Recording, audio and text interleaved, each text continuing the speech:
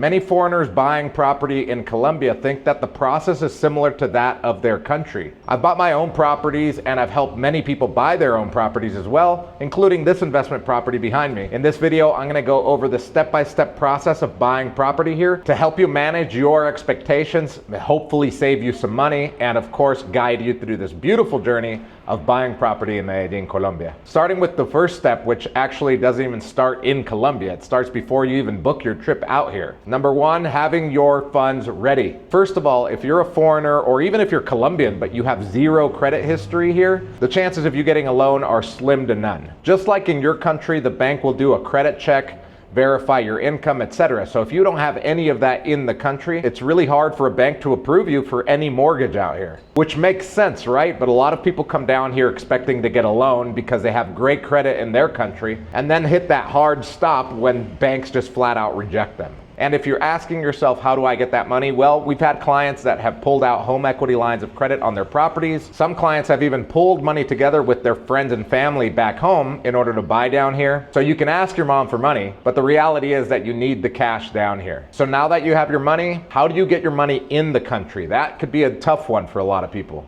But before I get to that, when you are ready to buy a property within 30 days and you want the best team in Medellin to help you, there's a link in the description below to fill out a form. We'll take a look at it, and if you qualify, we'll get in touch with you to work together. Mind you that we only work with people that have a budget of $150,000 or more, are ready to use our proven system, and are ready to buy within 30 days. The next step in order to buy a property is to open up your brokerage account. This is a very important step because this is how you're going to bring the money into Colombia. A lot of foreigners come down here and think, oh, I'll just open up a bank account at the local bank, and then I'll move my money from the United States into my bank account here, and then I'll pay for the property that way. The problem is that if you don't have a local ID called a cedula here, the chances of you opening up a bank account here is nearly impossible. But let's say you do open up your bank account here, and now you want to bring in a large amount of money into that local bank account at Davivienda or Bancolombia, etc. Most likely your funds are going to be frozen because the banks have a big anti-money laundering policy. I know I learned this the hard way because on my first property purchase, I did exactly that. This was about 8 years ago. I wired a bunch of money from the United States to my local account here,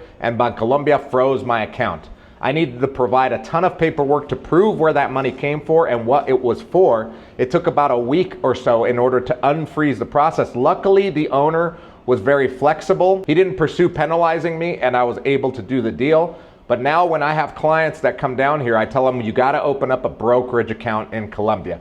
We use our trusted source at Alianza. Alianza is a brokerage firm that handles investments like in the Colombian stock market, but it also can act as your bank account. And you don't need a local ID to open that. As a matter of fact, using our contact at Alianza, he'll ask you for some personal information like tax returns, copy of your ID or passport, and some other financial information. He'll open up the account and it'll be ready to be funded. You don't have to fund it right away, and it's free to open. With our contact, that account can be opened in 1 business day. Okay, so you've got your funds, you've got your brokerage account open. Next is where the fun starts, looking for the property. Step 3 is looking for your property. So this is what you can expect from a local real estate agent or any other real estate company.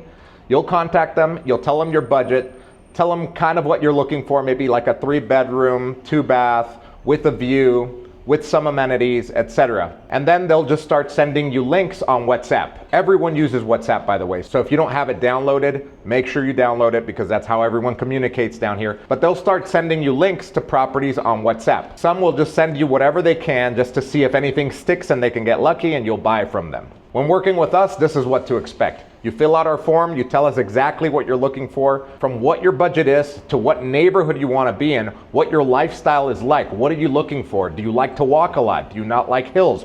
Do you prefer a view and don't mind the hills? To something as important as the use of the property. Are you going to be living in it full time, or are you just going to be in it for 2 months out of the year and rent it out the rest of the time? Or is it a pure investment where your ROI has to hit a certain number. But once we get all of your requirements, we take those and we look through our database and all of the other databases in the city to find you the perfect property. We're not going to give you 100 choices. We're going to give you our top 5 to 10 properties that meet your requirements. You give us feedback and let us know which ones you like the best, and we'll discard the others that you didn't like. And now we zone in on those that you actually like and plan to visit them when you get here. Once your short list is ready, we proceed with the next step, which is viewing the property. Step 4 is viewing the property. Sometimes this step is very quick because you find something that you love. Sometimes it takes maybe a week or two. What you can expect from many Colombian agents is for them to not be on time, to not be responsive, to not have all of the information. Maybe they are one of the 3 middlemen involved in the deal. So be ready for that. Something very important to note.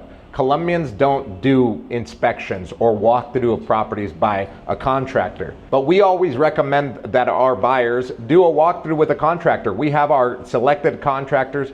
For a fee, they'll do that walkthrough and give you a professional rundown of what's wrong with the apartment, if there are any leaks like water or gas leaks. We actually had one client that did a walkthrough with our contractor, and they discovered a little gas leak in the property, which the owner had to take care of. Right now, we're currently doing a deal on a penthouse, and part of the deal is for the owner to fix the water damage on the roof that the inspector found. And when he went up on the roof, he found that there were some shingles missing. So now the HOA is involved because that's communal space. So be prepared. If you're dealing with a seller that's Colombian, they might balk at you saying, hey, I want to bring an inspector over when I view the property, because it's not normal here. And if they say no, then that could be kind of a red flag, right? Once you've got your sights set on a property, that's when the deal starts to get interesting and it starts to get structured. Step 5 is to negotiate the price. A lot of people ask us, what kind of wiggle room do you have when negotiating? We always tell people to plan for about 10%. If you get a bigger discount than 10%, good job, that's amazing, because typically it's around 10%, maybe even less. When you send one of these informal offers, you've got to send a couple of things. Number 1 is the price that you want to offer. Number 2 is when you are going to sign the purchase agreement and how much of a down payment you're going to give on that date. Usually it's a 10% down payment. Number 3 is when you're going to close and pay the rest of the 90%. So the negotiation is not just on price, but it's also on terms. The negotiation may also involve how you're going to pay the seller, whether you're going to pay them here in Colombia, if a portion of it is going to be paid in the United States. Obviously, that can be hashed out between your lawyer and their lawyer. Part of the negotiation also involves any fixes that the seller may need to do. For example, if there's leaks in the roof, the seller needs to take care of that before you take ownership. Or maybe you work it out. Say, okay, you don't take care of it, but give me a discount. What I'm trying to say is that here in Colombia, everything is open to negotiation. After the negotiation, this is where many foreign buyers start thinking about risk. So now you've negotiated the price, you've negotiated some of the terms. Now it's time for your attorney to get involved. This is where your attorney asks for documentation from the owner in order for her or him to start the title due diligence. Remember, there is no title insurance in Colombia.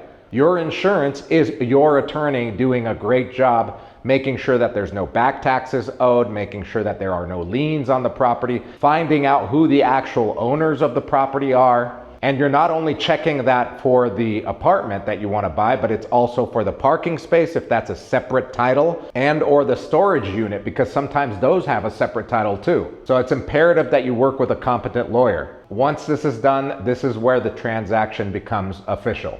This is where your attorney and the seller's attorney will come together and work on the purchase agreement, which is called La Promesa de Compraventa. They may go back and forth a couple times because not only is it going to stipulate everything that you agreed upon during the negotiation process, but also the penalties involved. For example, if the seller backs out of the deal, what happens then? What if you back out of the deal? What happens then? All of these things have to be hashed out and agreed upon together. The Promesa de Compraventa is a legally binding document in Colombia that will be signed either at the notary physically. If you're not in town, you can sign it virtually via DocuSign. On the day that you sign that document, that's when you're going to make that first down payment transfer that you guys agreed upon. Now it's time to transfer ownership. This is the next step, closing. Closing usually happens between 2 weeks to a month out after signing that purchase agreement. A few things have to happen in order to close officially at the notary. And yes, you have to physically be at the notary in order to close. If you're not going to be here, you can always sign over power of attorney to someone. Before you close, the property owner has to make sure that the HOA payments are up to date, property taxes are up to date as well, and anything else that that purchase agreement stipulated that they need to do on their end. Furthermore, on that day that you close, that's when you're going to make the transfer of the money from your account over to their account. One thing to note is that closing costs are split between the seller and the buyer here in Colombia. Typically, your closing costs are going to be around 4 or 5% of the purchase price, and that should include your legal fees. You don't actually receive the title that day because it needs to be registered. It usually takes a couple of weeks after, and it usually comes to that same notary, and a lawyer can pick it up, we can pick it up, or you can go pick it up personally. Now you're the proud owner of a property in the city of eternal springtime, Medellin, Colombia. When you're ready to buy an apartment within the next 30 days and your budget is over $150,000 and you want to work with our system, all you got to do is click the link in the description below, fill out the form, and we'll get in touch with you soon. Let's go. Oh, and one more thing I forgot to tell you. This beautiful apartment that we've been in today is up for rent on Airbnb. It's right here on Provenza. We are 2 blocks from the main Provenza strip. This is a 3-bedroom, 3-bath apartment with a maid's quarters, which actually has another bed and a full bathroom. So if you have 4 to 6 people coming down here, this is the perfect Airbnb for that because of the location and because we can do short-term rentals in this one. The link to this Airbnb is also in the description if you want to check it out. We'll see you guys in the next one.